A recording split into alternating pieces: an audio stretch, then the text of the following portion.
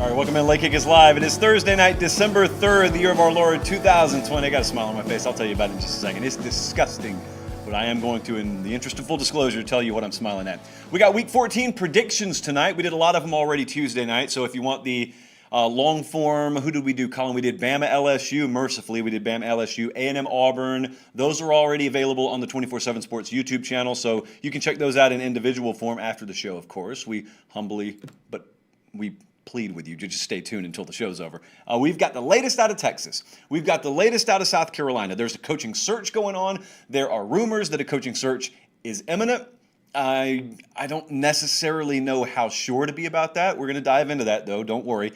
And in the Big Ten, when we last left you on Tuesday night, there was a lot of speculation, just wild, in some cases baseless speculation about what could happen. Is Ohio State going to get a game in? Is Ohio State going to get screwed by someone running and hiding from them? Not said on this program, mind you, but said elsewhere. And so we were left with just wondering, what could happen here? Is Ohio State going to be done in by Big Ten protocols and bylaws that were written like 3 or 4 months ago? Well, maybe not. Got some feelings on that tonight. Also, the Ramen Noodle Express chugging along. I lied to you the other night when I told you that we were only 58.5% against the spread. That was a lie. We are 60% against the spread. Here's the situation. My living room looks like that of a serial killer. So at home, I have an actual grease board that's in my apartment, and it has our record week by week. Sometimes I forget to put the updated record. And so we went 4-2 last week, and we upped our percentage to 60%. Well, I hadn't put it on there yet. And so I now have that on my serial killer grease board in my apartment. And so now we're up to date on that. Also, I want to tell you, thank you for the subscriptions. If you haven't already subscribed to the 24/7 Sports YouTube channel, we're getting great feedback on the show. Now, you guys are always great with your feedback. A lot of you share the show all over the place. Word of mouth, we have a $0.00 advertising budget for Late Kick. So word of mouth is what we rely on. We really appreciate you doing that. And also, I just want to tell you, because you don't find out otherwise, a lot of people have taken notice.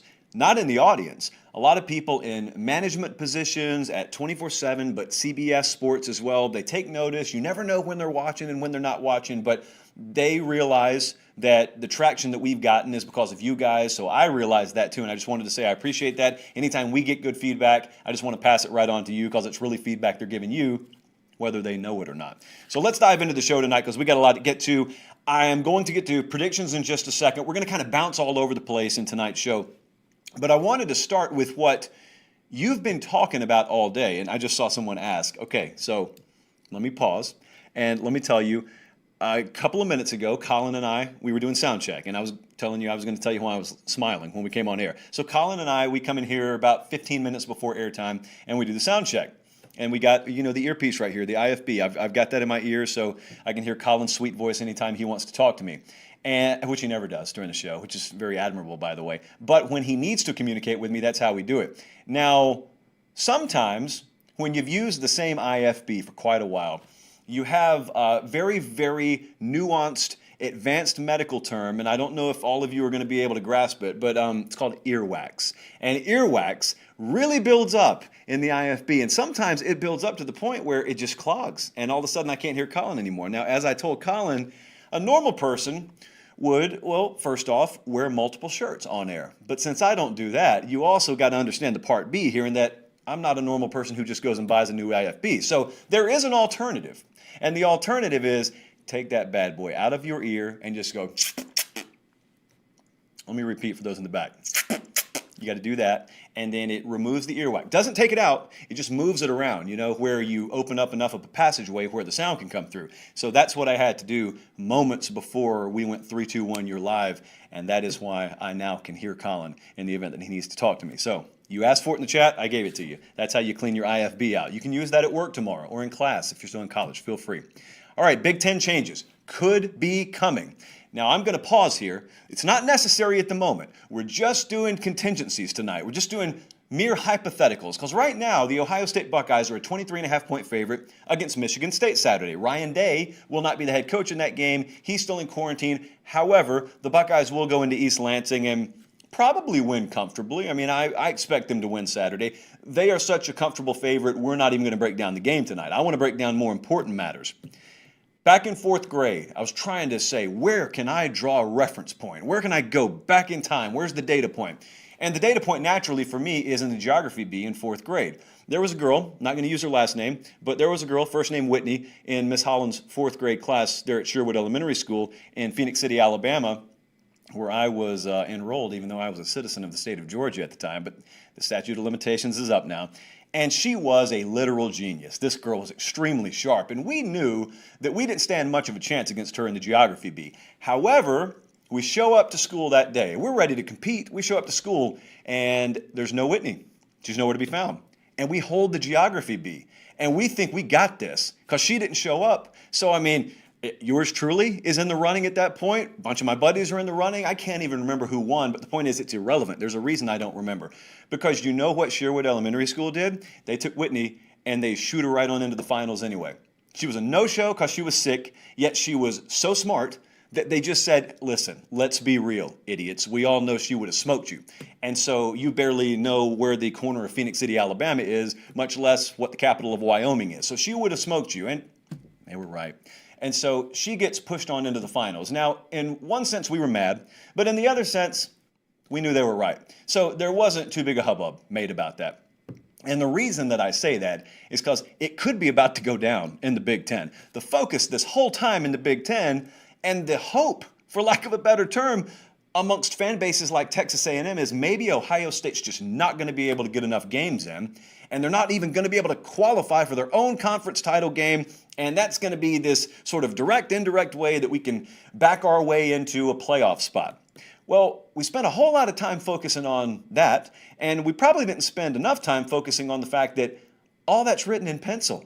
First off, those rules themselves were just written a few months ago, very hastily, might I add, a few months ago. It's not like anyone sat around a powwow over an entire weekend and said, all right, we got to really get in depth and think about this. Someone just said, all right, what's our rules going to be? Anyone got any ideas? Well, let's make them play 6 games minimum. That sounds good. Anyone got a pencil? Write it down. It's our covenant. Let's go for it.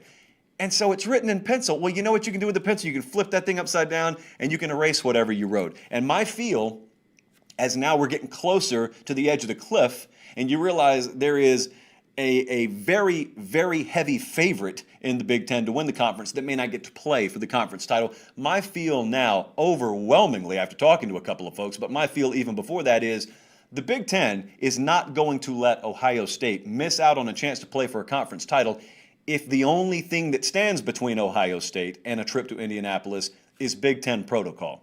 Because really, they made the protocol, they can change the protocol. So what I'm telling you is, if they don't get, well, they're probably going to get this weekend's game in. If they don't get that game against Michigan in next week and someone's telling them, nope, can't pass go, can't head to Indy, you don't have enough games under your belt, it's up to the chancellors, presidents, athletic directors to just say, yeah, we kind of screwed that one up. And you guys are by 10 miles the best team in the league. We're going to let you go anyway. Now, here's the question. How does that make you feel? Because I know how I felt in fourth grade when Whitney got shooed right on into the finals. And she won, by the way. She was the smartest kid in the school, so she won. But how does that make you feel? Because I understand either way. You may be mad about that. Well, the rules got changed at the last minute for the golden calf here. Yeah, I understand all that sentiment. But I got to tell you, I just got to be flat out honest with you. I'm kind of ready to accept it. There's 2 reasons. Number one, all standards and principles and consistency have been thrown out the window a long time ago in 2020. So I'm not even going to rest on those laurels. But the second reason, well, one of many reasons, is they fought to play. Ohio State fought to play. There were a lot of folks dragging their feet hard in the Big Ten back in July and August when it looks like things are going to go off the rails and Ohio State's fighting and Penn State's fighting, Nebraska's fighting. That's why we haven't taken a pot shot at anyone up there regardless of their record, because we appreciate and respect the fact that some folks actually wanted to, play football.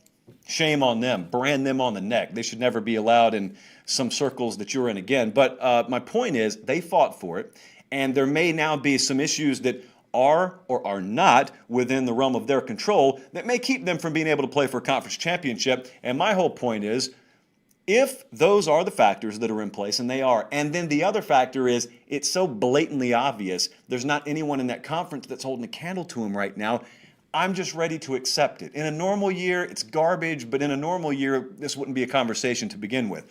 They're a clear number one. Yeah, I believe if I were in the Big Ten at this point, I'd be saying the same thing. Are we really going to be the reason that that team's not going to play for a conference championship? Now, if they lose a game or if they lose games and they keep themselves out, that's a whole nother deal. So who holds the power?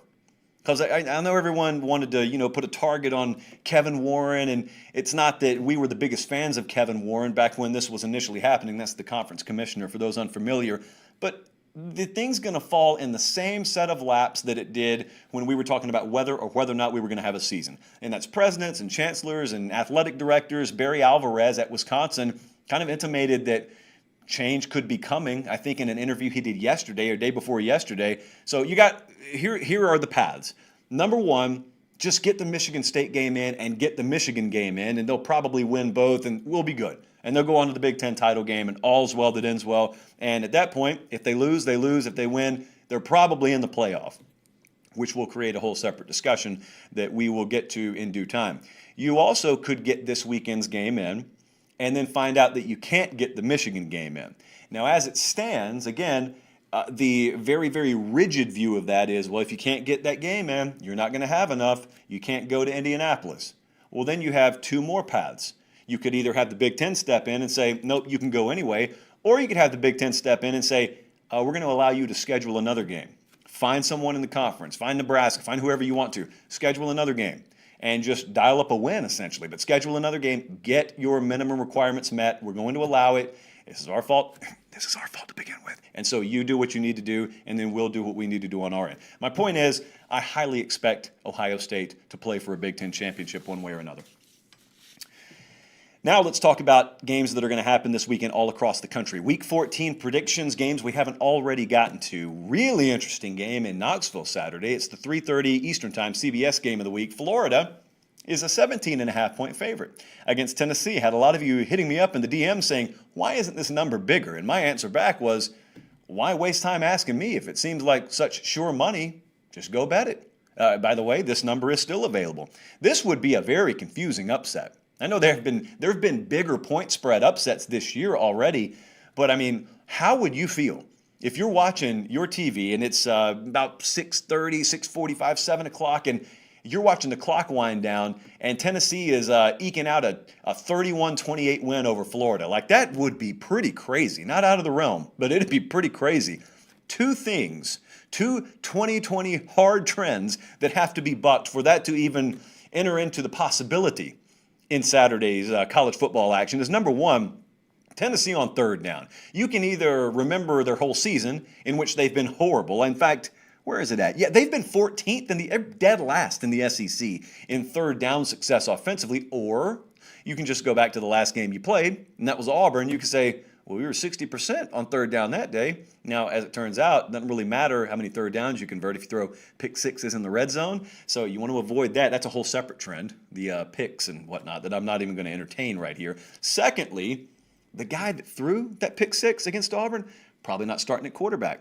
Probably going to be Harrison Bailey. Jarrett Garantano is, for varying reasons, probably not your starter here.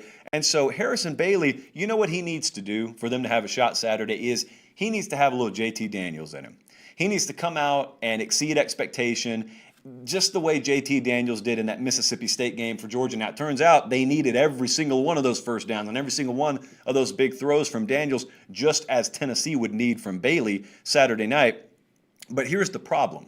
The Florida defense, while they're not exactly, top three caliber all of a sudden, they are not playing as poorly as they did in the early portion of the year. Now, here's what the counter to that would be. The counter would be, yeah, but how do you know? They've only played Vandy and Kentucky as of late. That's fair. That's why they play the games, though. So we'll find out one way or the other if they're posers, maybe Saturday night, probably more likely down the road a little ways in Atlanta and beyond.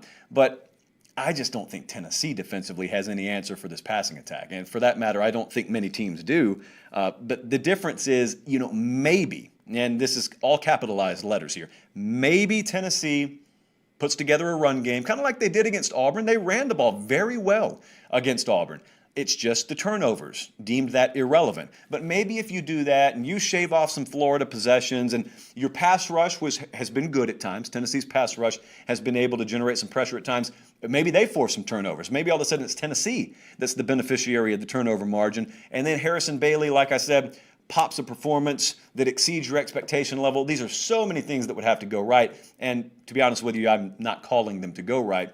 But what I think is a combination of some of that is going to happen enough to where Florida's going to win this game. Got a lot of confidence in that. But for some reason, I keep coming back to Tennessee plus 17.5, just being able to sneak in that thing. And so I'm going to take Florida to win. I'm going to take the Vols to cover. That is certainly not me advising you to wager any actual money on that. Let's move on to Clemson, 22-point favorite on the road against Virginia Tech. It's a 7:30 Eastern kickoff on ABC. This Florida-Tennessee game and this Clemson-Virginia Tech game, when the updated schedules came out, one thing and one thing only came into my mind. I looked at the calendar, and I saw that it said, December 5th, Blacksburg, Virginia, Knoxville, Tennessee. Turns out weather's going to be okay. Now, the kickoff temperature for this game, this Clemson game, is going to be in the upper 30s, and the Florida-Tennessee game, upper 40s. And that's not ideal for Southern teams, but could be a lot worse. They could have been playing in Knoxville last week when there was snow all over the place. Selfishly, I was kind of hoping to see that. And so likewise, here at Virginia Tech, it looked like maybe some precipitation in the forecast earlier in the week. At the moment, not so much. Our late kick forecast has this at, upper 30s, mostly clear, so oh well. Still going to be cold, still going to be able to see each other's breath. Transitive property special. Don't talk a lot of transitive property here. When we do, it's sarcasm. But a lot of people believe in the transitive property, which means if A beat B, but B beat C, then what does that mean when C faces A? Well, let's make it a little bit more granular in detail here. Clemson, the last time you saw them, they were busy beating Pitt into an ever-loving coma. And why do I mention Pitt? Well, if you believe in the transitive property, do you know what happened when Pitt played this Virginia Tech team? Pitt hung, where's the number? 556 total yards of offense on Virginia Tech. So you might wonder, well, why isn't it Clemson minus 42 instead of 22? Hey, to be honest, this number doesn't make a whole lot of sense to me. Our model likes Clemson heavily this week. It's very simple for Brent Venables, defensive coordinator there at Clemson, who has his name on the periphery of some of these coaching searches, by the way. But I'm not talking about that tonight. What I am talking about is there's this number. It's one of the most popular stats in all of Virginia Techdom right now. The number is 260. When they have surpassed the 260-yard rushing mark, they're undefeated. When they haven't surpassed it, they're winless. I got a hard time seeing them run for over 260 yards on Clemson Saturday night. Not that that would be an automatic win by any stretch, but I've dragged it on long enough. Clemson's going to win this game. I think they're going to win it going away. And that will set up a very uncomfortable end of the season against Virginia for Justin Fuente and Virginia Tech. They hadn't won a game in a long time. It's not comfortable up there at all for him right now. That's another place I would probably lean towards expecting a change to happen. The thing about all these coaching changes is, what's the market? All of a sudden, you got a bunch of these rumors. South Carolina's already done it. Texas maybe. Virginia Tech maybe. Well, the question is, where are you going? You got demand. There's more demand by the day. Where's the supply? Just an interesting sidebar. How about Oklahoma State? They're favored by anywhere from 1 to 2.5 points, depending on where you look. They're playing at TCU. It's an early kickoff, noon Eastern time, 11 local time there on ESPN2 Saturday.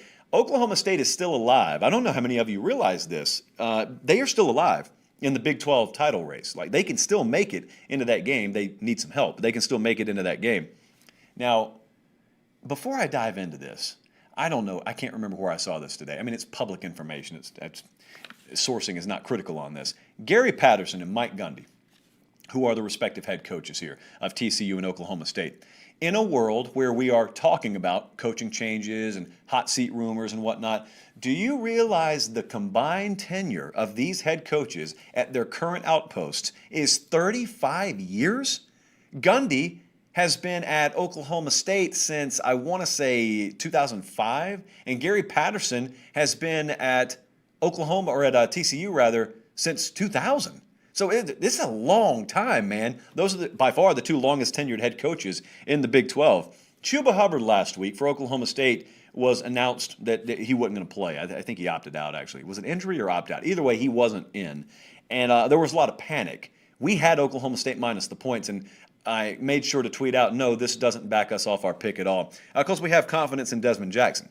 And he validated that confidence. He ran for 235 on 36 carries. Now, they rode him pretty heavily, obviously, last week. That's like a Derrick Henry number, 36 carries for 235 yards. So what I didn't just do is compare Desmond Jackson to Derrick Henry. What I did say is he's been more than a serviceable replacement, and I would expect to see a lot more of him. Now, here's the issue, and here's why they really need to ride him.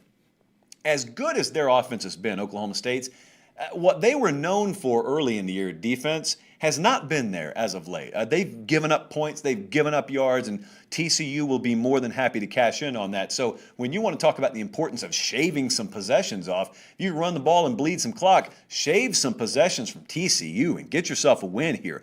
Our model really leans heavily towards Oklahoma State. It's one of our best bets of the week. I already handed that out. We're going to take Oklahoma State to win. We're going to take the Cowboys to cover anything under 3, actually. The next game up, and this is one I have very, very strong interest in, potentially a vested interest before kickoff Saturday. Indiana at Wisconsin. Wisconsin's a 14-point favorite. It's a mid-afternoon kickoff. It's 3:30 Eastern Saturday on ABC. I get the sense a lot of people are very drunk on 2 results. The first is, it feels like a long time ago now. It wasn't that long ago. It was that opener. I think it was a Friday night opener for Wisconsin when they just boat raced Illinois. And then they did the exact same thing to, what used to be Michigan. It was like a shell of Michigan, and they just went and they beat on it for 3.5 hours. And they were blowout wins, and it really inflated a lot of people's sense of Wisconsin. And then Northwestern held them to 7 points.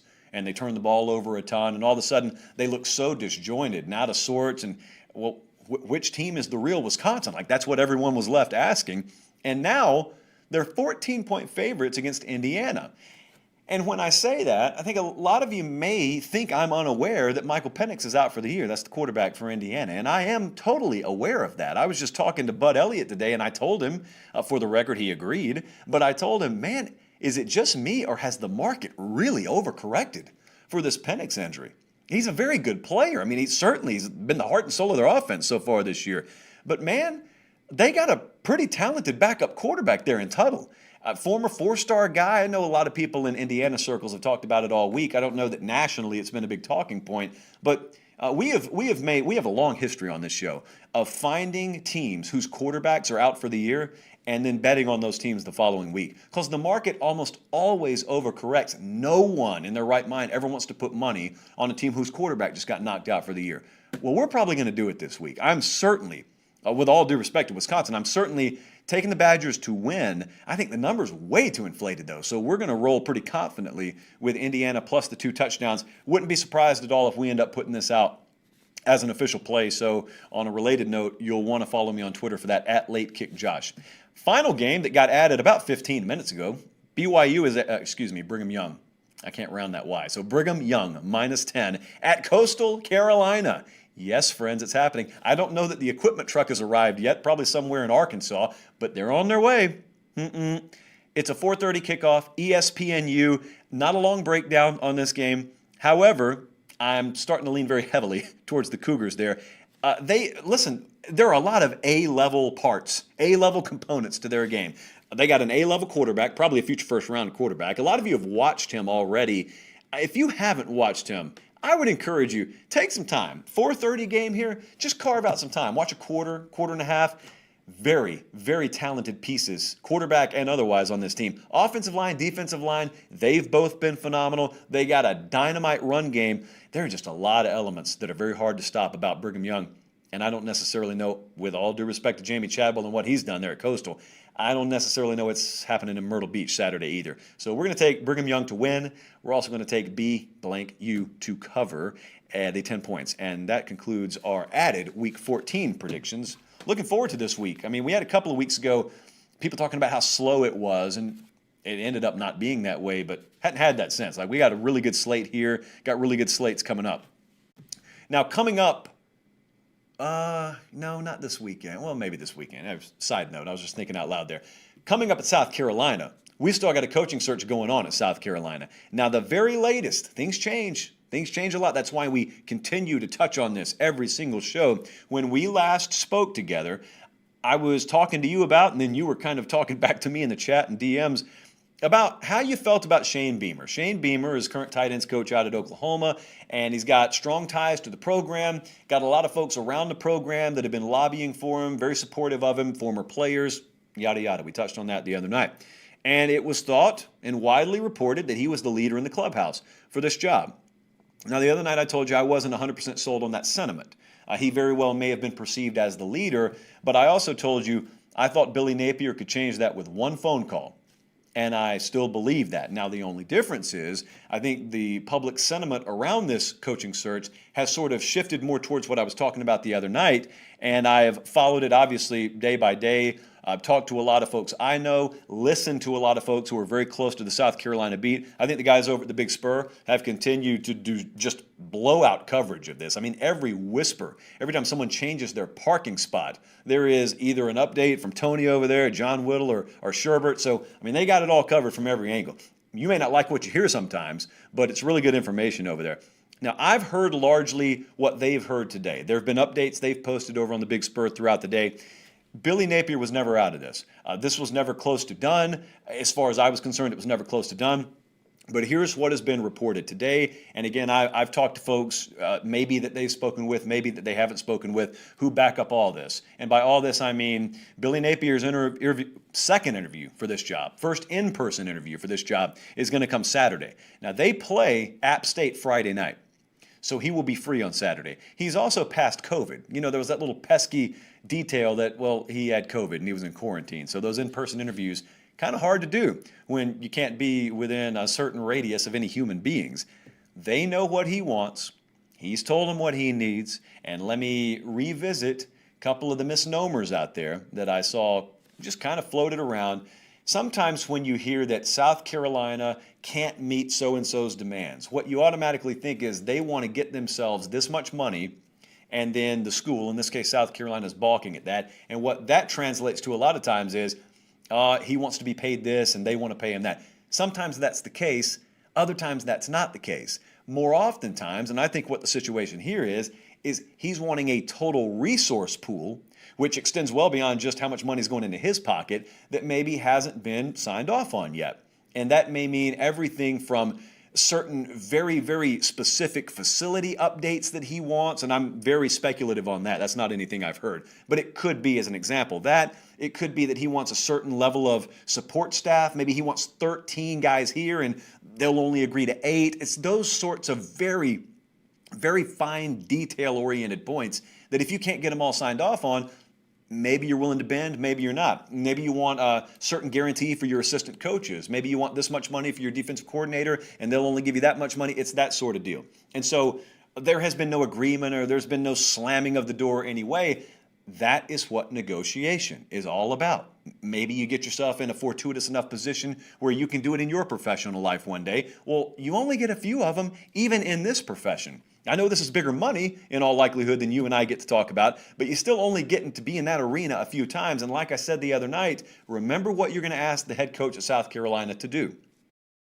You're going to hopefully ask him to get you in competition with Georgia or Florida. Maybe not year in, year out, but be competitive. And then every couple of years, we want to be able to strike. And so ask yourself, what kind of resources do you need to do that? When's the last time Kirby Smart got told no on a resource request? When's the last time Dan Mullen got told, no, we're not really that into it here? Jeremy Pruitt getting told that? No, he's not. And so you're already viewed as being at a somewhat historical disadvantage to those teams.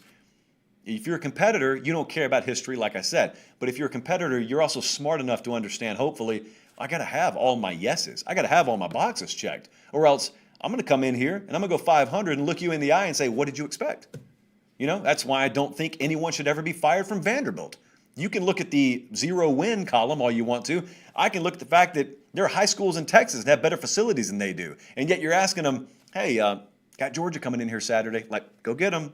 And you got Florida a couple of weeks. Tennessee's going to come in here. Got South Carolina later. You know, they dwarf you in resource, but just get some wins anyway. That's ridiculous. Now, we're talking about night and day difference between Carolina and Vanderbilt. But the point is, if I'm a head coach and I'm in demand, a lot of folks value me, I'm going to get yes to every box, or especially if I'm comfortable where I'm at, or I'm not dying to crawl over broken glass to leave.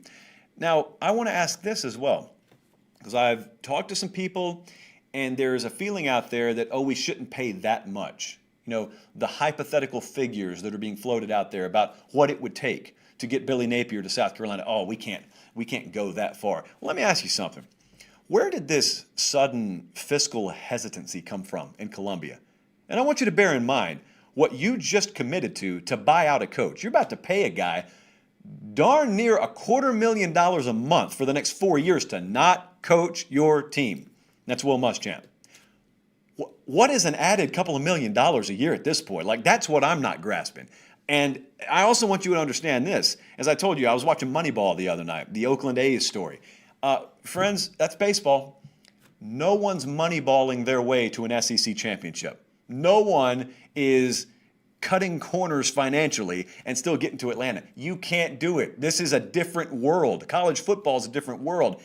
To compete at any kind of elite status, you got to pay elite level money. That's just what it's going to be. And if you find yourself thinking you've struck a deal on the front end, I want to ask you this. Don't think about 2020 or 2021. Think about 2023. I tried to pose this the other night in pure hypothetical terms. You know, if it's 2023, okay? The guy you hired's had a couple of years to try and overturn the roster. He's got his thumbprint on the program. It reflects his identity at that point. And it's mid-fourth quarter, and you're playing Georgia, and it's 24-23, and you're within one, and you're driving, trying to get in field goal range to hopefully kick a game winner as time expires with a trip to Atlanta on the line. If that is the case, it means you've hired the right guy. And if you've hired the right guy, is anyone sitting around in that stadium with 2 minutes, 20 seconds left? 2 minutes left, 1:45, 44, 43. You know, George, I know we're about to win this thing or be in really good position too, but man, we overpaid for this guy. I'll tell you, that extra $3 million a year that this coaching staff's costing us. I mean, I know we're going to beat Georgia here, but is it really worth it? The next time someone has that conversation will be the first time someone ever has that conversation. If he's the guy, if he is the best for South Carolina, pay him what he wants, give him what he needs resource-wise, and then get out of the way and let him run the program. So, I mean, the Shane Beamer talk is every bit as much there now as it was 48 hours ago. I really wonder how this thing's going to go this weekend with the Napier in-person interview because, you know, I get the perception that Shane Beamer knows how this game works. The game, I mean the hiring game, the coaching search game. I'm not knocking him. He's doing what I would do. I get in touch with every contact I have. I get in touch with every person at that university, every former player I have any kind of relationship with, and I grease every wheel I possibly can. Ed Orgeron did it to ultimately get himself hired at LSU. You could easily play your way into landing an SEC or a Power 5 head coaching job by doing that, and that's independent of whether he's qualified or not. I am making no judgment on that. I'm not qualified to make that judgment. Here's what I do think I know, though. I don't know how good Napier is in an interview setting. Like, I don't know how many knee-slapping, anecdotal laughs he'll draw out of you. I think he knows how to win, and I think he knows how to build a program. And it's my humble opinion here in Nashville, Tennessee, removed from the situation, that he probably gives you the best chance to win long-term. So that's what I'm pulling for to see. And having said that, I obviously have really no interest other than just a curious observer. What about Texas? Texas has no job opening right now, and yet there are rumors by the second coming out of Austin about the Texas coaching maybe opening, maybe search. Once upon a time, and this was kind of easy to do back once upon a time. Once upon a time, when it was coaching search season, all you had to do was pull up flightaware.com, and you had to know the university plane's tail number, of course. Whomst among us doesn't, and you could watch tail numbers, and you could just track real time where a plane from Austin, Texas, or Tuscaloosa, or Gainesville, or Auburn was taken off to, and where it was landing. And, you know, like back in the day in 2009, when you saw a plane leave Auburn, Alabama, and land in Ames, Iowa, well, chances are they're interviewing Gene Chizik. Now, we need a leader, not a loser. 5 and 19 is not what we need. Yeah, that all resulted because someone had tracked a plane and knew that the Auburn Brain Trust was coming back and they could just go confront him at the airport. Those were fun times. Those were simpler times. Then the FAA got involved and they allowed people to block their tail numbers. And I'm all for privacy. But listen, we got a job to do too. And so here's what happens. Instead of hiding in bushes at the airport and just tracking tail numbers like normal people, now you're forced to do what our fine friends out in Austin, Texas found themselves doing over the past 48 hours. If you don't know about this, you're going to think I'm kidding you, but I'm not. These folks want Urban Meyer. I don't blame them for that. But these folks took the added 14 steps of seeing Urban Meyer do a live TV hit for someone. I can't even remember what it was about. And someone, somewhere along the way, looked at the hotel room that Urban Meyer was in and said, wait a minute, that looks eerily similar to a hotel that I know near the Austin area. And so let's pull up pictures from Google Image of that hotel, and let's compare them to what Urban's background looks like here. Oh, I don't know, the shades look a little bit similar. Let's look at the roofing pattern. What about the wallpaper? Well, is this lighting really doing us any favors? That's what was happening yesterday. I'm not kidding with you. Folks thought that they had cracked the nut figuring out Urban Meyer was in Austin because of Google Images compared to a live TV feed of the hotel room he was in. It was a lot easier to just let these people track tail numbers. So thank you. You got what you asked for. This isn't a coaching search right now. I want to remind you of something, a couple of things actually. This is not a coaching search number one in technical terms because Texas has a head coach. It's also not a coaching search in more realistic terms because you're waiting. You're like sitting in a waiting room. Now, if Urban Meyer walks out or walks in, however you want to phrase that, and says, nope, I'm not your guy, then maybe it becomes a coaching search. How long are we going to have to sit here and wait? How long are they going to have to wait before they hear a definitive answer from Urban Meyer? You always hear either this weekend or in the next 48 hours. You will hear that. Those phrases are a dime a dozen in coaching searches. And really, if you were to ever go back and chart how accurate the next 48 hours or this weekend, by the end of this weekend, if you were to go back and chart how accurate that is, not very often. So I don't doubt that you'll eventually know something from him soon. But my question is this, and I'm not convinced of this. I've asked some Texas folks. I am not convinced one way or the other. How close is Texas to being on board with making a coaching change regardless of whether it's Urban Meyer? I was over looking at the Horns 24/7 board today, and I think Taylor Estes kind of posed this question, like if it's not Urban Meyer, who will it be? And my question to add on to that is, if it's not Urban Meyer, is it anyone at all? Like, is there still a path where, like Herman wins against Kansas State Saturday and wins against Kansas, games that I don't think should be consequential at all, for the record, but maybe some people do. And if you get a no from Meyer and he ends the season having won the last two games, do they just renew him or let him stay for another year? Like, could that happen? Some of you are adamant, no, like the decision's been made, they're ready to cut the cord regardless. You know the principle we adhere to on this show. If you're going to make a move, have a definitive upgrade out there. How many, if Texas is of that same mentality, how many names outside of Urban Meyer do they see out there that are realistic to get, that they view as definitive upgrades? Some names that you're going to start hearing. Some of them are very interesting. A lot of them you're going to shake your head at as if to say, there's no way that's happening. Well, we'll see. I think if it's a no from Urban Meyer, you're going to see them make a serious run at Dan Mullen at Florida. I would always make a run at Brian Kelly. I've said that since the beginning of time. You guys can laugh at it or not. I think very highly of Brian Kelly. I think he'd knock it out of the park at any major Southern school. He's always felt like a coach that belongs at a Southern outpost. I know this is doing me no favors at Notre Dame. For the record, probably wouldn't say yes. So I'm just saying if I ran one of these programs, I admire your guy so much, I would come after him. That's what I'm saying. Mario Cristobal, is he in the mix there? Is Luke Fickell in the mix? Is that a guy who is looked at as the next star, or is that a guy who is looked at as the next Tom Herman? Because, Herman was thought of very highly when he was at Houston. He had fallen off that old Urban Meyer coaching tree, and he had started to knock it out of the park at Houston. Well, hey, if he's going to knock it out of the park in the Lone Star State, let's bring him to Austin and let him do it. If Luke Fickell, if he's going to dominate somewhere, it doesn't need to be Cincinnati. It needs to be Austin, Texas. Do enough people feel that way? Here's the bottom line, though. I still lean towards the fact that there's going to be a coaching change here. I have no clue what Urban Meyer is going to do. Obviously, he needs to be your 1A, and 1B, but all this feeling about Texas being the premier job in college football and therefore we should be able to go get essentially whoever we want to, that's either going to be validated definitively or we're going to have a lot of hurt feelings in Austin. Because here's the worst thing that could happen. Worst thing that could happen is you make a move and you think that you've got prime coaching real estate here, which for the record I believe you do, but not enough people agree with that sentiment that I feel. And maybe the perception of your job in your mind versus the reality of the perception of the Texas job within the coaching world, maybe we find out that there's a large gap between those two feelings. I don't know.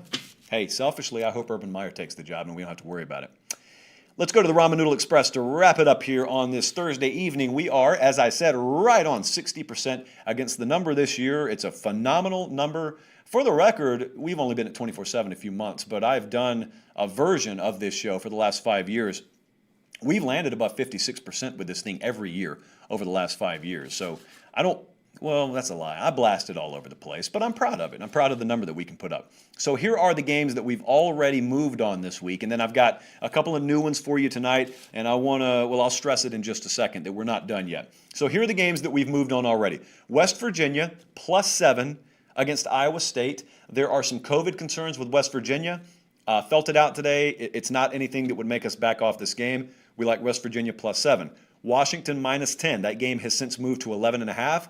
We got it early in the week. We thought that line would move. If the game's played, and fingers crossed there, I don't think the line's done moving. I think it's going to go up closer to 12 or 13. So we got Huskies -10. Oklahoma State is a 2-point favorite. Now that one you can get a more favorable number right now. It's kind of floated around between 1 and 2. So just catch it under a field goal. We feel good there. Oklahoma State -2. Missouri -3 against Arkansas is the fourth game we've moved on. And a game that we got a bad number on, and I just couldn't care less because I don't think it's going to be anywhere close to that number anyway. Alabama -28.5 at LSU. So for those of you listening on podcast, West Virginia +7, Washington -10, Oklahoma State -2, Missouri -3, Alabama -28.5. And I want to tell you, we are very, very close to moving on 2 more games that I'm just waiting on certain things. Sometimes it's information, sometimes it's a line move. Right now it's both. I am very confident we're not done for the weekend. So we're done with shows for the week. The only way to hear the rest of those picks, however many of them I end up putting out, normally it's like 2 or 3, is follow me on Twitter, @LateKickJosh. @LateKickJosh. Make sure you're following me there, and make sure you have subscribed to this 24/7 Sports YouTube channel if you haven't already. Had a great week of shows. Again, thank you so much for the traction that you've given us. Phenomenal feedback. For Director Colin, for Producer Jordan on the podcast side of things, I'm Josh Pate. Have a great weekend. Enjoy the games, and God bless.